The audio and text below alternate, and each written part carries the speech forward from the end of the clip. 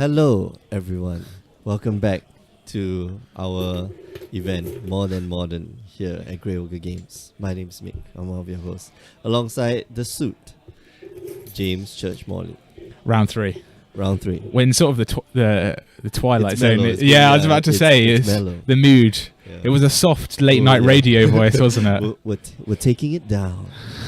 No, if you want to do late night, if you want to do late night, like it had to be like, hey, taking it down on the midnight road. Just slow the words down. And you've got to invert your voice. So anytime that you're supposed to breathe out, you breathe in. Whoa. And anytime you're supposed to breathe in, you breathe out.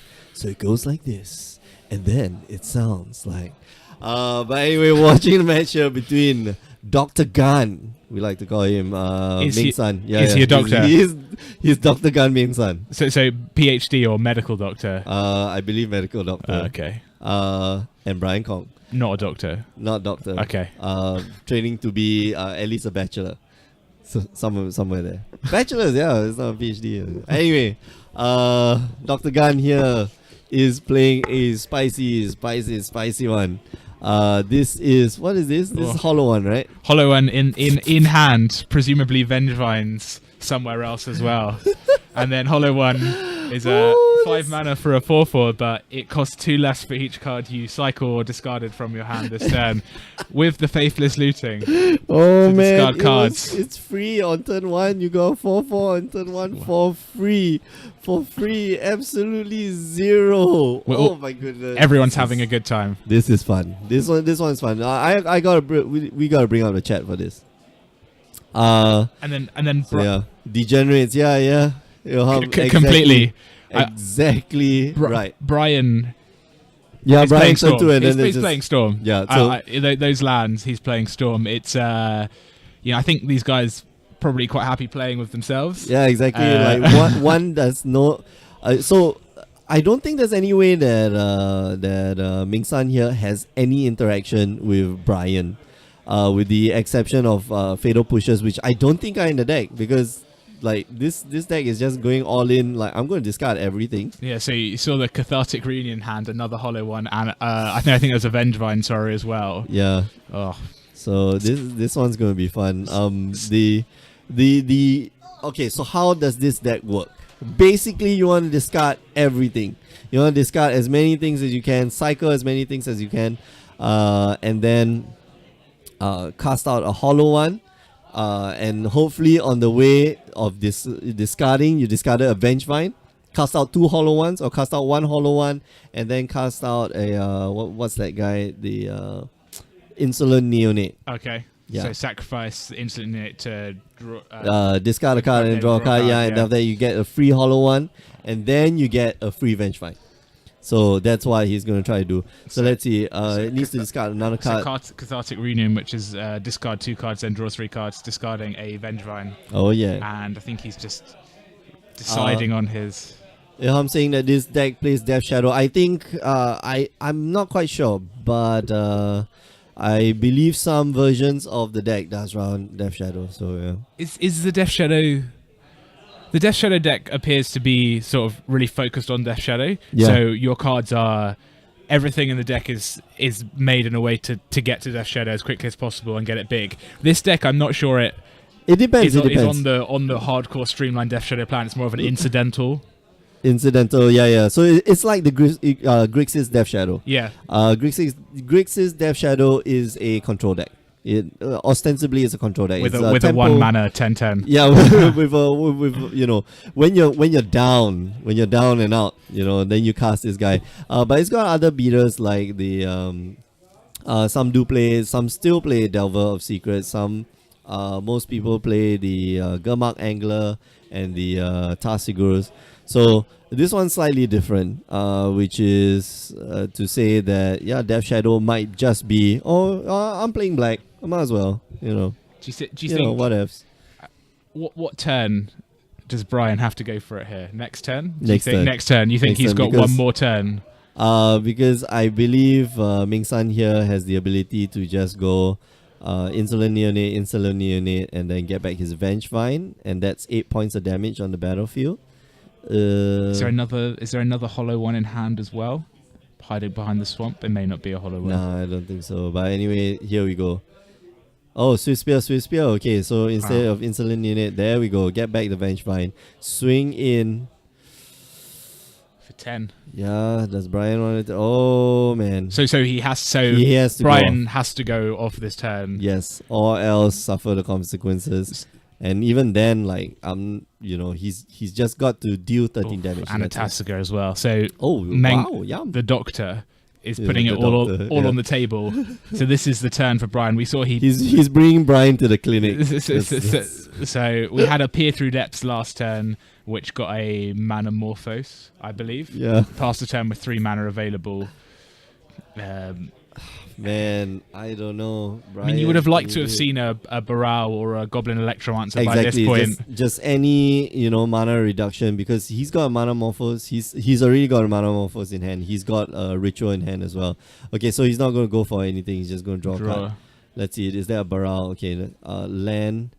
So that is a Baral. Okay, so this is fantastic. Just place the Baral, and then does he have any card draw? I believe that's a... So there's a ritual. There's a ritual at the back of the hand, I think, and a ritual at the front of the hand. So he needs some card draw though. Mana Morphos to start off the day at the. Okay, He's so we're reaching. gonna go. Oh, he's reaching for the mana symbols. Here we go. All right. Okay. All right. Yeah. Here we go. This is what we made those cards for. This is you don't find this anywhere else. For the Storm matchup. Yeah. Yes, exactly. Anticipation. Because people like them. So he's... Alright, so one blue, one red. So he's playing a Mana Morphos now. Yep. So red, probably going to get two additional red here. But more importantly, draw that card. So yeah, I think you go 1 blue, 1 red. 1 blue, 1 red. Okay. So you get 2 blue, keep that 1 red, because then you cast the... Ritual. You can get 3 red. Yeah, then you get 3 red. Anyway, so alright, Electromancer here, but not very useful. Okay, Ritual. So we're at Storm count 3 at the moment. Yep. Ritual.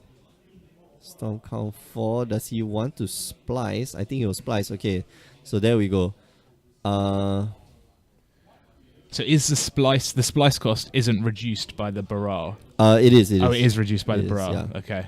Okay, so that's 4 gifts. So what do you think he's gifting for at this point? Okay, so you want Grape Shot. Okay, so you want just basically Grape Shot, Past in Flames. What else do you want? And then just basically 2 mana. Two free mana stuff. So so maybe another a Mana ritual. Morphos. Yeah, Mana Morphos and another ritual. So, and then basically the plan is to play the Past in Flames, give all instants and sorceries in your graveyard flashback, and then just go. And then throw the grape shot and then go for the grape shot. Yeah. So okay. So he wants exactly this. Is that a grape shot? No. Oh. Okay. That's weird. Mana Morphos. So he's taken a. Unless he's got a grape shot in hand already. So there's a Past in Flames there, and that's that's an Arcane Ritual. Yeah. And then he's putting the Mana Morphos and the Desperate Ritual into the graveyard. Yeah. So Pyretic Ritual in hand. Pyretic, not just, yeah. Okay, so just go Pyretic Ritual. Oh man, giving him... This is bad. Giving him the Past in Flames is terribly bad. Is it? Yeah. Why do you think that? Because he's now going to have 2 opportunities to get the Past in Flames. Exactly. And then Past in Flames. There we go.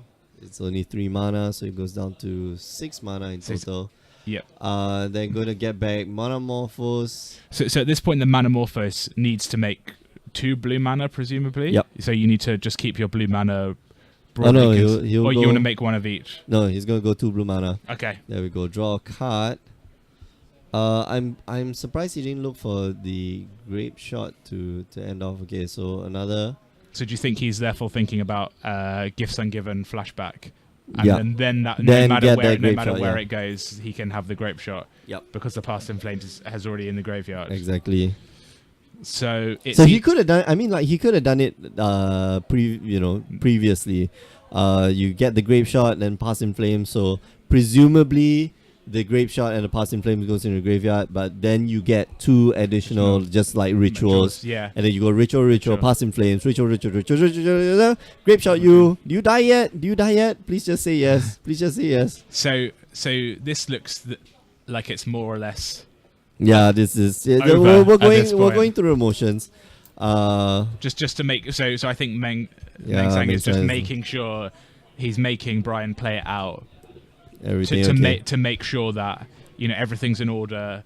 He's done everything right. He's got all the mana. He can then cast. He can now go and get the grape shot Yep. and then cast it from wherever Meng Sang puts it from Yep. the gifts ungiven.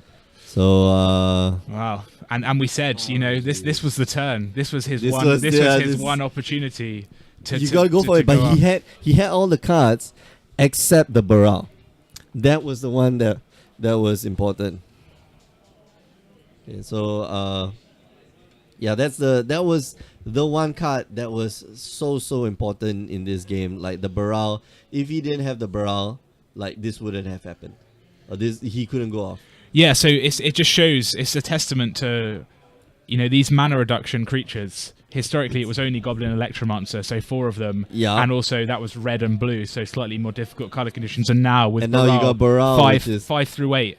5 through 8. It's a 1/3. That means even against an aggressive deck, you can block Against Burn, the Goblin Guides and Monstrous Swift Spears. You'd have to waste a lightning bolt Bolt. on it. Yeah. Like that's what you have to do. And there's also in game 2, when the counters come in, the Baral has a second ability of whenever you counter a spell, draw a card, then discard a card, which in the Yeah. Storm deck, so useful for well, just but seeing. but it doesn't play any counter spells. Does it not? I So to No, some it of them, doesn't, it they don't doesn't. play counter spells. Okay. some of them do play remands. That's it. So, yeah. That's all they do. That's it.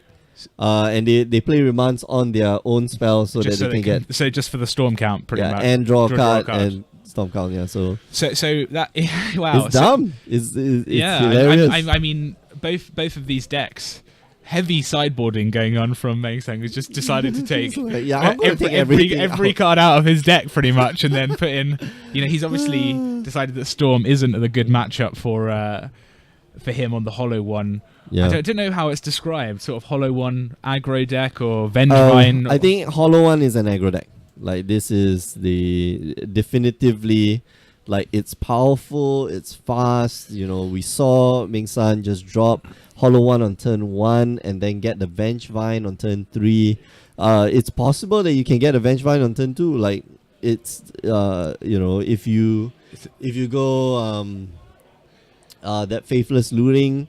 So how he got that free Vengevine, or how he got the Shake is just saying, "Oh my God, just concede already." So he went like Faithless Looting. It's okay. Thanks.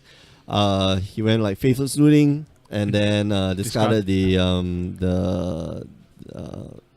what's that? Not Death Shadow. Street Wraith. Street Wraith, yep. Yeah, and then got a free Hollow One. Okay, pass the turn. So he could have gotten it on turn 1, by the way. Yeah. He could have just like gone, okay, discard Vengevine. So this is like the dream hand. Discard the Vengevine from Faithless Looting. Faithless Looting. Double Hollow. And then you need- Street Wraith, double hollow one, or you discard 2 Vengevines and double hollow one, and then you get free Vengevines, and you swing in for What do 8 all the points cool of kids damage. call that? Magical Christmas Land. Is that That's what that's that is? magical Christmas land. But- The 1 land hand. That's all you need. 1 land, Faithless Looting. Faceless Looting, 2 Two Vengevines, 2 Hollow Ones, and the Street Wraith. Street Wraith. Brilliant. 7 cards. Easy. That's how they draw it up, I think. That's easy. But I it is- mean, like that's It is an incredibly linear deck. If it doesn't, Yeah. it needs the pieces. If it doesn't have them, it doesn't really function. I think if you're Yeah, stuck with, if exactly. you're stuck with the Insolent Neonates and the well, it you be waiting for that point. So it's more like a combo aggro deck. Like you have to get those pieces, right? Yeah. Like you were saying you have to get those pieces, and not necessarily in that order, because you can wait. You don't have to be impatient, especially with Insolent Neonate. It's a very powerful card because you go, turn 2 Insolent Neonate, sacrifice it, discard a Vengevine, draw another card, and just drop what's that? Monastery Swiss Spear. Yeah. And that's it. And then you go swing in for 5 points of damage. Like, it is, there's a lot of lines of play, which is why I like the deck. Honestly speaking, I like the deck. But and the deck just is brand new. It's quite new, It's based around Hollow One, which is the yes. card from, Hours Hour of of Devastation. 7th pick draft card. You look at it, you're sort of... No, man, no. Hollow One I pick up like pack one. Pack one, almost pack one, pick one. We're going to have to agree to disagree on this one, I think, in our team draft planning session where we rank the cards. Like, it was fairly high, but it requires a certain amount of build around. Yeah, for sure. You need the cycling, and the cycling's in the blue-black deck in Hour of Devastation Limited, and you need to take it and then really hope that you can get those colors. Exactly. Yeah, that's the thing. Like, it's so weird, but especially in team draft, sometimes people just let that go because that's not important. Yeah. Like, I think for you to play in an 8-man draft, that's tough. For you to play in team draft, I think it's a little easier. Although the card pool becomes a lot smaller. Yeah. No, it's definitely one of those build around cards For that sure, people enjoy, for sure. like Abandoned Sarcophagus. Oh my which goodness, which are a great combination together, it's people It's crazy. Like, people don't read that card properly. Like, you can play the cards of cycling from your hand, from your graveyard. Sorry. Yeah, you don't play the cards from your hand. You just play it from your graveyard. You cycle the cards. So you add 1 or 2 extra mana, you draw a card. That's tagged onto that spell now. So, yeah. No. It's dumb. It's yeah, but you'd have to be really lucky to get stuff like that. Oh well. I think I don't see it happening. Stranger things have happened. A Fraying Sanity. I drafted a Fraying Sanity deck once. It was hilarious. I actually opened the same pack of Amonkhet, exactly the same pack as I opened in a previous draft, and the pick was between Gideon of the Trials and Trial of Solidarity. Oh yeah, in a team that's draft. Fun. And so in triple Amonkhet, I took the Trial of Solidarity to cut it. Yep. In Hour of Devastation, I took the Gideon of the Trials. Yeah, I think Trial of Solidarity has just gone down. Especially without when it's passing through you, and then at that point, okay, I'm gonna take all the cartouches because I'm not gonna give it to you. I'll play the cartouches here. I'll play it. I'll go like 5 color cartouche. Let's go, man. Mana Leaf. Yeah. I've drafted 1 Mana Leaf. It's okay. I can support all 5 colors now. Ambitious. My main color is black, by the way. Oh no, which color doesn't have enough cycling? I think white. Yeah, white is the lightest on cycling. Well, if you got the Trial of Solidarity, you probably are playing white.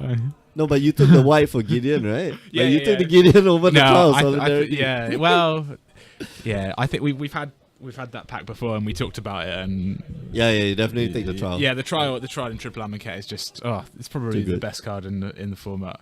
Anyway, if you just joined us, you're watching the Modern Tournament here at Grey Ogre Games. It's part of our Road to the Invitationals. Watching the match here between Dr. Gan Meng San and Mr. Brian Kong here.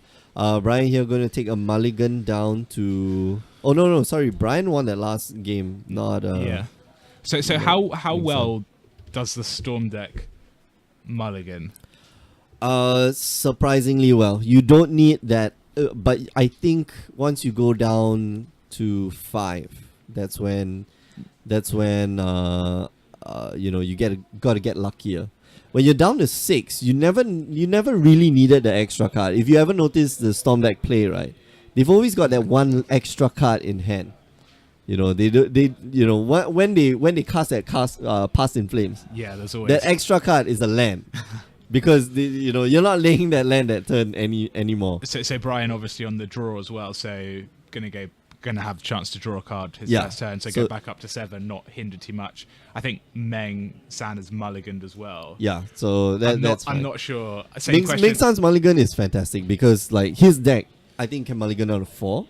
Really? and still get in like big beats on like turn 1. What are you turn two. looking for at that point though? Are you looking for street wraiths? And You want one street land, wraiths, maybe? insolent neonates, and then hollow one. Okay. You basically really want hollow one at that point, or Vengevine, and a way to activate Vengevine, or a discard outlet on turn 1, with some dredge. That's Okay. it. Okay. Like that's why I say like he can go down to 4 and still be happy, because there's just a very small set of cards. Like if I have Cathartic Renewal and 2 lands, I'm good. So Oh. Alright, I would have thought by looking at Meng San's deck, the Mulligan, would have been slightly less resilient. But I think you've convinced me. You fought me around. dude, this deck can go, man. All right, so Wooded Foothills there. Original art as well. I like that. okay. The borders, I think, are a bit nicer than the modern ones. Oh, okay. Yeah. All right. They're a lot more expensive, but yeah. They're twice the price, man. All right. So sleight of hand. Sleight of hand. With the reprinting of Opt. Is that good for the? Would you play Not it in for the the Storm deck? Not for the Storm Do deck. you think Maybe it might replace Sleight of Hand. Do you think it's what I think may happen? People get so excited and they try and put it into everything, and it isn't actually that good, which is what happened with Ancestral Visions when it was unbanned. Everyone, I'm It's going like, oh my to break God, Ancestral I'm gonna- Visions, I'm going to play it, I'm and gonna then get all the foils. Yeah. I'm gonna pimp up my deck, and then it doesn't work. and then people, it's not actually that good. It Yeah. happened with Bitter Blossom as well. Bitter Yeah, Blossom's yeah. unbanned. Let's all play yes, fairies. I'm gonna get all the Bitter Blossoms, Yeah. and then it's not that good. Yeah. So do you think Opt may fall into that trap as well? I think okay, so I'm not quite sure it'll fall into that trap, because Opt is a very powerful card. Like scry 1, draw 1 is, just to make sure that I don't get I filter out some rubbish off the top, or B, I definitely gonna get the card that I want. Yeah. So the average, it's worth slightly more than a card, right? It's like a card and a half. It's a card and a half. It's a card and a half. So but I don't think it will be that great, because we're talking about the reason why Opt is so good is because it's instant speed. It's not preordained, it's not ponder, but it does pretty well. Like that scry 1 is still relevant, might replace sleight of hand in decks that are using sleight of hand. Okay. But will be more important in just control decks, probably. Yes. Because you want to go like turn one, smooth out my draws after turn 1, and then the problem with Serum Visions is that it's sorcery speed. So you want to go Snapcaster Mage and Snapcaster Mage, and then Serum Visions, but you can't. But Opt can allow you to do that. Yeah, and that's interesting, isn't it? Is that the control decks that want to play instant speed, they want to play their cryptic commands and their Path to Exiles. And then Having you have the Serum Visions on like your own right turn there. and go, well, I'm just telling you what I'm doing. Opt obviously scry 1 rather than scry Yeah. 2. But it's it just the ability to play instant And speed it's is so much more then powerful. Then that scry doesn't really matter. I won't say scry doesn't really matter. That 1.5 cards is still card advantage. Your 1 card versus 1.5 cards off the top, like it's good. So yeah. All right. So whoa. Meng San discarding double hollow 1 to the Faithless Looting, Wow, what is happening? and then okay, the so and then the third hollow 1. Okay, so because he couldn't discard a third card. All right, okay. So you see, if he had the Street Wraith that turn, Yeah, then that's triple hollow 1 on the table. this is turn 2, then yeah. Brian is gonna be in so much trouble. Like it's not even funny. And I think Ming San could have waited. Like honestly speaking, he had another land. The problem is he's playing against Storm. Do you think he knows that he has 3 turns max, 3 or 4 turns max, that way he has to win the game? He knows that Brian probably isn't going to put creatures on the board to Yep. interact with him that way, Mhm. but the interaction is done by the fear of Brian going off at some determined point in the future. I know, but right now the combat math is different because Oh man, and he had you see, he drew the collective brutality. I think you can give up the Death Shadow at this point. Like it's not worth it. And there's a Vengevine as well, which he just drew. So if he waited and then Faith Fleeting this turn draw the Vengevine into exactly. the graveyard, yeah. You know, so I mean, there's some hindsight bias there, but hindsight 2020, yeah, but we are, you know. Oh no, I don't think he will be able to make it, but yeah, because he doesn't have that third land. So collective brutality. Yep. Presumably targeting Brian. See the hand.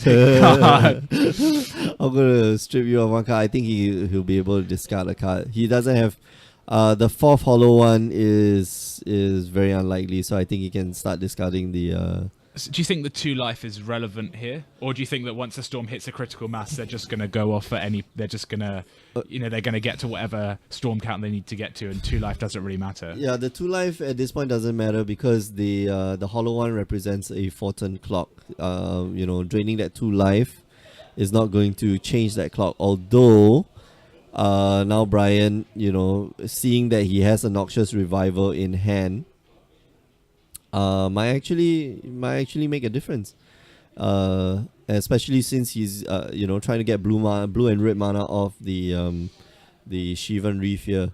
Yes. So maybe another peak. Another side of hand. So Brian really just filtering through his deck at this point, trying to see as many cards as possible so that he can sculpt the next draw, the game-winning hand that he wants. Yeah. And he looks. He's got the Noxious. The thing about it is that he's got the Noxious Revival.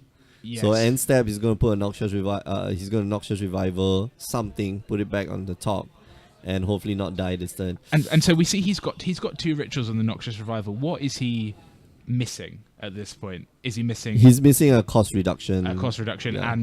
and okay, so he's missing a what's that card called? The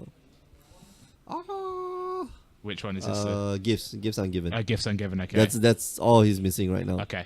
Because that's the one that gets him off. Wow, Okay. So gets the Vengevine back finally. So that's 8 points of damage coming in.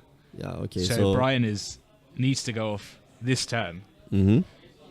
So presumably he goes. I mean, sort of been forced into a corner. That's with the Storm deck. It's quite clear, I think, what turn you need to go off on, because it's the turn you're dead on board. Next turn, you leave it as long as possible to see as many cards as you can, and then I'll go off now. Okay, and I'll try. Now I need to do. Yeah. Now I need to try. So you see, he's always got the extra land in hand. Yeah. Like, this is what I've. You called the shot at the beginning. He can mulligan down to okay, so you can mulligan down to 6 because you don't need the extra land, and be confident. When you mulligan down to 5, that's when you got to be damn lucky on the draw, because your Mana Morphos has to get you that extra card, or your card draw has to get you an extra card. And here the problem is that he just doesn't have the what do you call it, the cost, the Baral or the Goblin Electromancer. That would have helped quite a bit, but including a what do you call it, the Gifts Ungiven. So Brian I think Brian has accurately surmised that he is dead on board next turn. Hey, guess what? I'm going to be taking at least 9 points of damage next turn. Scoopity-doop. So scooping it up. So off to game 3. Yeah. So this has been fun. Like earlier, we were supposed to feature another match, right? So it was Burn, was it not? Yeah, it was Burn. It was Benjamin, who we saw in the second round. Yeah. He was playing like the Naya Burn deck.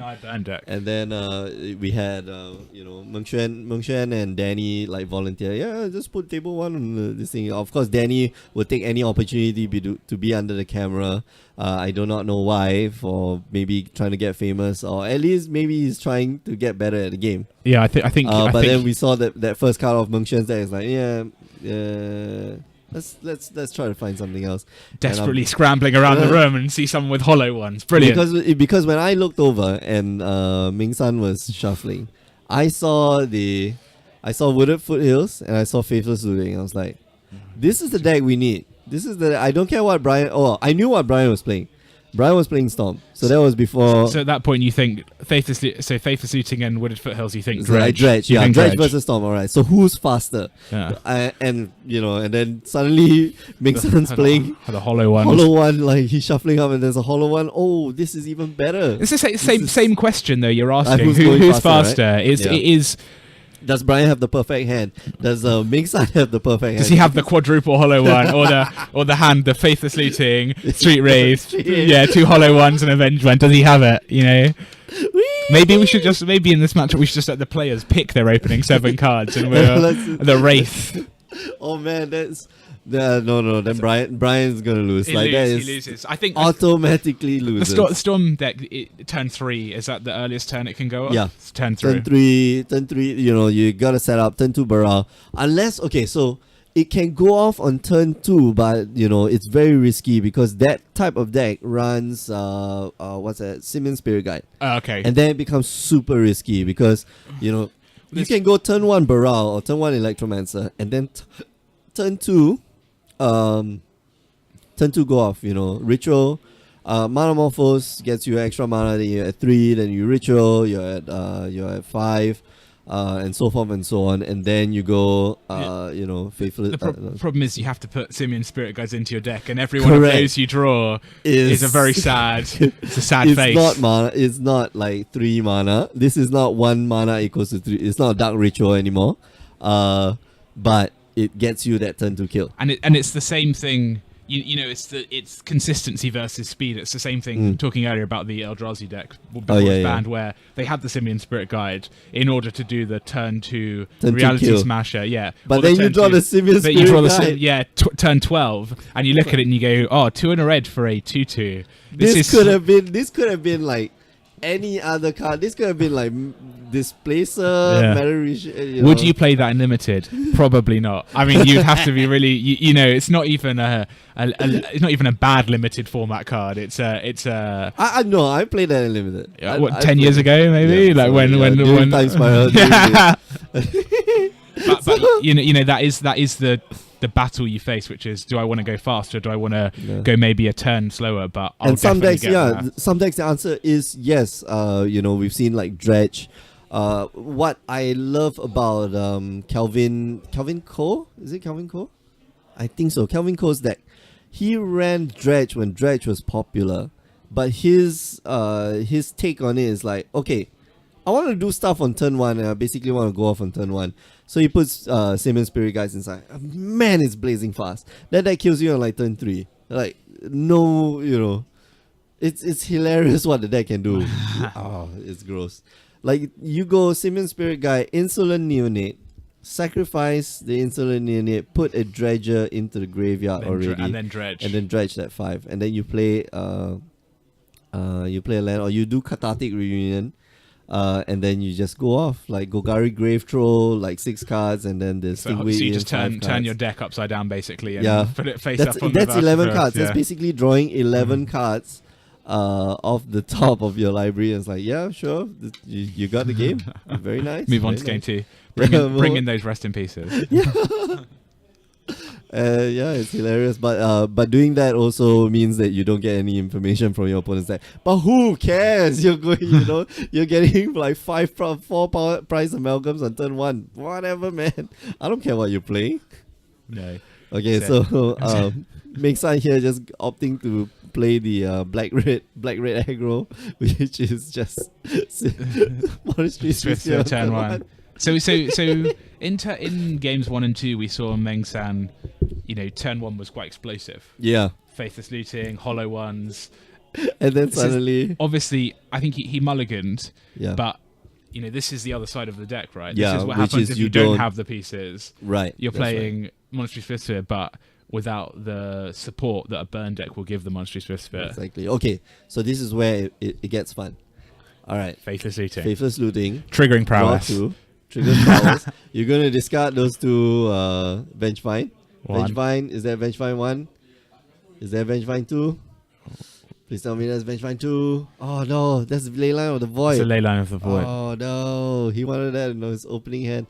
I think he could have mulligan another time. So I think he's going to get rid of it. You just think the Leyline's never going to get cast at this point. It's opening hand or discarded bust, to yeah. face this looting. And against Storm, do you mulligan down with this deck to find the ley line of the void, or do you just I don't think you mulligan to find the ley line, but you mulligan to get probably a better hand. okay? I think that's important. Yeah. What Then is his basic swamp. Yeah. So just a very slow draw. Mm-hmm. Seems like he's trying to set up for something Yeah, a turn or two down the line. he could go. Okay, so right now, he can go. Death Shadow.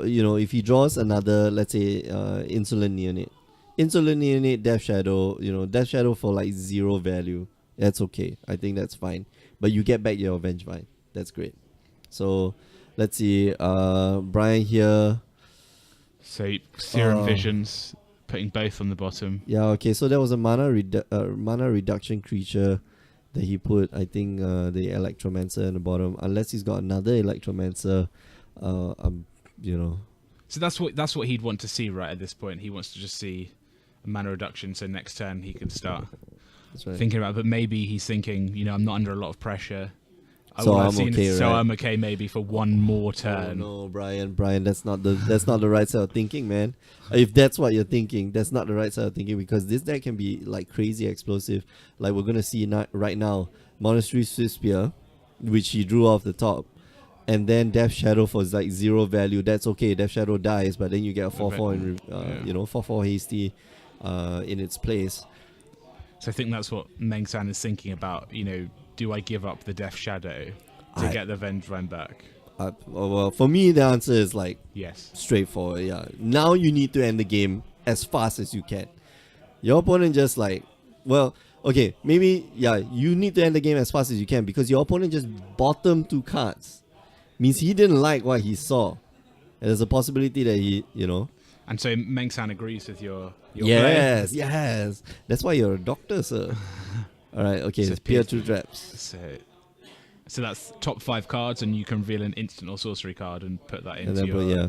Okay. So Yes. Brian at this point has seen over 10 cards of his deck, as well as the cards he's drawn with That the was a Serum Vision, Visions, 2 Serum Visions, and the Peer Through Depths. Yep. And so he's seen. It's strange. Like I'm. So we saw him put the cost reduction creature onto the And bottom. the bottom, So yeah. what is he looking But that's for at this because point? that's probably because he was going to be playing the peer through depths. So it wasn't, it didn't matter whether it was at the top or bottom. You want to put it at bottom so that you can see like a good 5 cards. But would it have potentially been a better play to keep the Electromancer and then play it on that? Oh, you couldn't play it on that turn. Yeah. But just keep it, or I guess he knew.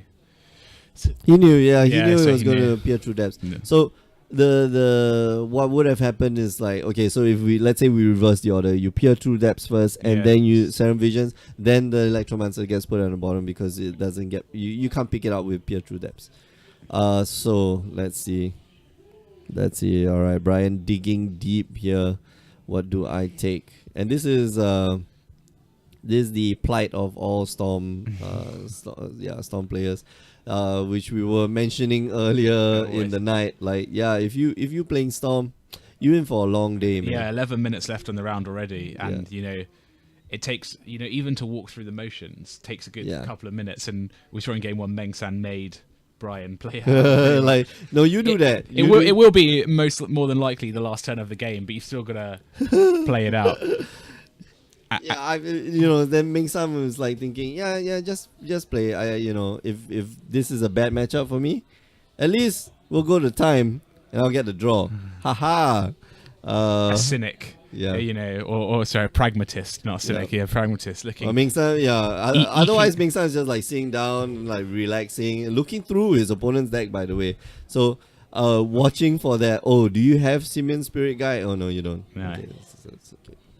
So yeah. So Meng San has 6 points of damage on the table at the moment. He's got 2 more. He's basically got 2 more attacks. So do you think Brian, this turn he leaves it, and then knowing that next turn is the turn, so he gives himself another turn of sculpting the hand, sculpting the deck? Yeah, which is why I thought leaving the Electromancer on top will be fine.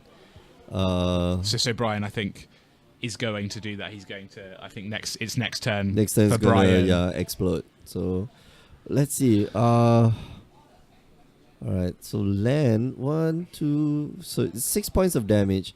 Can he sneak in another 6 points of damage? Does he have a lightning bolt? Because a lightning bolt is another 5. No, he needs another spell. So, looks like he's going to be discarding cards. Can I play another hollow one? Yeah. I think that's the question the deck asks a lot. Is, can I play another hollow one? Okay, so here we go. I'm going to take a look at your hand. Collective brutality. I'm going to drain you for 2. Oh, no, man, no. You don't. I think you should have discarded the other card. So what's the other card? I haven't. actually don't. Yeah. Honestly speaking, I don't really care what the unless it's a lightning bolt. Like You seriously, think unless it's it's a lightning that? bolt. Yep. Because a lightning bolt here wins the game. Yep. At this point, lightning bolt wins the game. Or would a faithless looting win the game? Yeah, a faithless looting Yes, win the any game. spell because the Because of prowess, yeah. So right now there's a prowess trigger. So that's 8. Oh wow! So there we go. So the storm decks do have the counter spells. Yeah, yeah. This Vin- got to be post bot. Oh no, of course, yeah, vindicated. I feel vindicated. No, It's got the counter spell in the 75. Yeah. I didn't mention that, huh? but Meng San's still going to get the prowess. Faithless triggers. looting. Oh no. Oh, burning Is that burning inquiry? inquiry. Yeah, we all draw 3 cards, and after that we all discard 3 cards at random. Wow, that is. Yeah. I a long time ago. Burning inquiry and Megrim. That's the combo. You see, I wouldn't. Okay, so maybe I wouldn't even discard that card. I would just cast the I would just cast the what you call it, The burning inquiry. the not the burning inquiry, the other card, the Collect- collective brutality, Yep. and not discard any cards, Okay. and then burning inquiry, and hopefully not discard the collective brutality, and that would have been lethal. So we see the cards discarded were a Baral, a Goblin Electromancer, and a Ritual. Oh man, Brian, Pretty cannot- unlucky, I Yeah, think. I know. But I don't- that's too- oh. So, Okay, so he's gonna get like super lucky. So this okay, is the here we point go. where, Yeah. yeah. So he's going off this turn. This is Yes. it. So Oh, no kidding. No. We're No kidding. he's like, I think I've got one more turn in me. So Wow, this is. let's get the tokens out as well, so we know. Get the mana symbols up. Come on, Brian. Ah, this is tough. This one is tough. Because- This one is tough. Because he really wants the cost reduction yeah, that's creature. it. Like, Oh he knows, no! he knows it's up. Like, Yeah, the grave shot won't be able to make it. Yeah, wow. Meng San coming, coming back from a 0-1 to win both games. Yeah, like I said, this deck can be extremely explosive. Had Brian not peered through depths and just took the Goblin Electromancer that turn, Completely different game. I think this would have been a completely different game, because that turn itself, the next turn he'd get the Goblin Electromancer, slam it on the table, draw, and then peer through depths or keep up the Swan Song. Okay, then the next turn you go off. That's it, and that should have ended the game. But unfortunately, Brian, I understand the mentality. I want to look through, look for more cards in my deck. I want to look through more things in my deck. But I think, we come to a point where, what do I need to win now? Yeah. And how is Meng San going to win? That's hard. That's hard to say. Like, what does Meng San need to win? What does Meng San need to draw? What does he need to do? He mulliganed out of 5. So what does he need to draw or win? Draw or play to win the game? And then on your side, you've also got to be thinking, oh shit, what's my best draw? So yeah, it's tough. This game is tough. And the more decisions, Brian's seen so many cards. The more decisions you have, This is like, each oh, no. decision point, branches off into many different. We go down, in the paths now, the decision paths, and it all leads to that point. And but this is it's an incredibly difficult deck to play. I definitely couldn't play it. I'll say that right now. Yeah, I'm like, oh man, Brian isn't the most seasoned of players, but I think he plays the deck really, really well. Yeah, so, I mean, it's a deck I think as well that you can sort of sit at home and you go through emotions. Just rep, right? You just get the reps in. Right, Because it's like the Amulet Titan deck. Yeah, because you're going to do the same thing against an opponent that you are when you're by yourself, because you're just going to sculpt my hand. It's slightly different from the Amulet Bloom deck.